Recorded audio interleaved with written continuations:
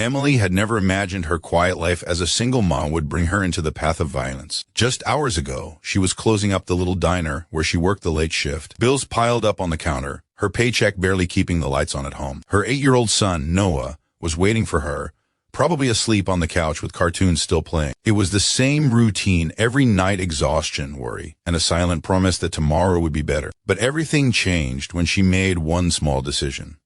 Instead of taking the main road home, she chose a shortcut. A dark alley, a scream, and then gunshots. She froze. Flashes of light reflected off chrome and leather as a group of bikers sped away, leaving someone behind. The man tried to crawl forward but collapsed, groaning in agony.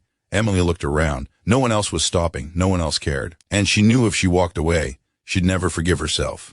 She rushed to him, her heart pounding. "Stay with me. I'll help you." He looked up, his eyes fierce, even through the pain. "You shouldn't be here," he growled. Neither of them had time to argue. Footsteps echoed from deeper in the alley, and without thinking, Emily dragged him toward her car. She didn't know how she found the strength. She didn't know why she cared. She only knew she had to save him. She sped toward the nearest hospital. The biker kept drifting in and out of consciousness, muttering something she couldn't fully understand, warnings, maybe a name. But as she neared the emergency room entrance, his hand shot up and gripped her arm with surprising strength. "No cops, no hospitals," he rasped. Emily stared, horrified. "You're bleeding out. If you take me in there, I'm dead for sure." She hesitated, torn between reason and instinct. But then she saw headlights in the rearview mirror, 3 motorcycles racing straight toward them. Fear exploded inside her. Without another thought, she hit the gas and drove away from the hospital. The chase began. The bikers behind them shouted, engines snarling like monsters. Emily weaved through traffic, every second feeling like her last. The man beside her used the last of his strength to reach under his jacket and toss a gun onto the floorboard. "Open the glove compartment," he gasped. She did. Inside was a burner phone and a blood-stained envelope. Her mind raced. Who was this man? What kind of world was she stepping into? But she couldn't ask. She had to focus. She managed to lose their pursuers by swerving into a narrow road winding up the hills on the edge of town. The biker fainted again, his breathing shallow. With no other option, she took him home. Noah was still awake when she burst through the door, panic all over his face. "Mom, who's that?" She told him everything was okay, that this man needed help. But Noah noticed the patches on his jacket. "That's a biker, the kind from the news." Emily knelt down, forcing calm into her voice. "Sometimes people aren't what they look like. Sometimes the world lies about who deserves to be saved." She cleaned the wounds the best she could, using every towel she owned. Hours passed before he opened his eyes again. He struggled to sit up. "You shouldn't have done that," he muttered. "Yes," she replied, "I'm starting to realize that." His name was Ryder. The gang chasing them wasn't just any group. They were former brothers, now enemies. A power struggle inside their motorcycle club had turned brutal. Ryder had discovered something he shouldn't have, a trafficking ring operating out of their territory. Women and children. People like Emily and Noah, people who deserve protection, not exploitation. "They tried to kill me to keep it quiet," he said, staring into her eyes with a weight that chilled her. Emily's stomach dropped. "So now they want to kill you and me," he nodded. Before she could process the danger fully, a harsh knock shook the door. Emily grabbed Noah and pushed him toward the back room. Ryder grabbed the gun with trembling hands. The silence that followed was suffocating. "Police," a voice called out. Emily's pulse slowed enough to breathe again. But when she opened the door, relief was short-lived. The officers stepped inside, with suspicion written across their faces. They had found her car near the hospital and traced it here. "What did you do, Emily?" one of them asked, almost like he already believed she was guilty.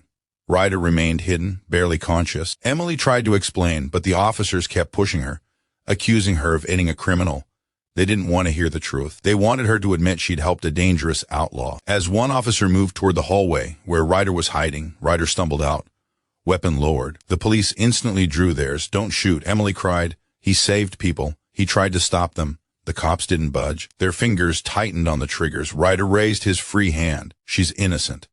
Leave her out of this." But before anything could escalate, a Molotov cocktail crashed through the front window. Flames erupted across the living room. The bikers had found them. Chaos swallowed everything. Gunshots, screams. The officers turned their attention outside as the attackers stormed the house. Emily grabbed Noah and made for the back door, but one biker tackled her to the floor. Ryder fought through his injuries, tackling the attacker off her with a roar of pain. The officers returned fire, forcing the bikers to retreat temporarily. Smoke filled the air. Emily coughed, clutching Noah tight. "We can't stay here," she gasped.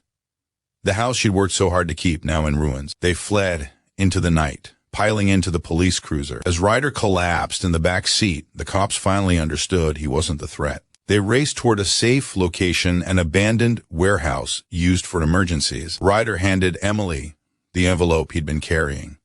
"This is everything," he whispered. "Photos, documents, the entire trafficking operation laid out in detail. You have to expose them," he said. "Promise me." Emily shook her head, tears streaking down her face. "I don't want any more of this. I just want my son safe." "You made a choice when you pulled me off that ground," Ryder replied. "You're in this now. If you run, they'll never stop coming." Inside the warehouse, medical help finally reached Ryder. He fought to stay awake long enough to grip Emily's wrist one more time. "You saved me, now I'll save you." His words were a vow. The raid on the criminal operation happened before sunrise. The documents Emily handed over gave authorities everything they needed. Dozens of victims were rescued. The corrupted bikers were arrested, including their ruthless leader. Ryder, weak but alive, testified from a hospital bed. Weeks passed. Emily and Noah tried to rebuild their lives, though their home was gone. One evening, as they sat outside their temporary apartment watching the sunset, a familiar motorcycle rolled up. Ryder removed his helmet slowly, revealing a rare, warm smile. "I never got to thank you," he said, "for believing I wasn't the monster everyone thought I was." Emily smiled back. "I think we both learned no one is beyond saving." He handed her an envelope this time, one filled with hope.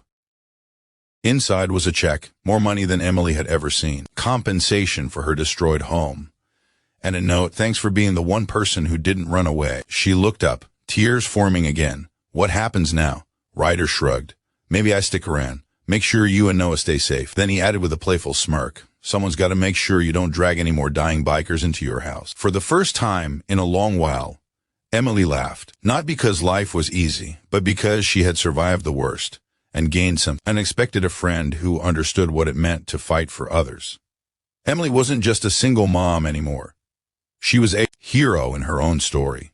And Ryder wasn't just a biker. He was proof that even a broken life could be rebuilt with the right person by your side. As the wind brushed gently through her hair, and Noah ran excitedly around the yard, Emily looked at Ryder with gratitude and determination.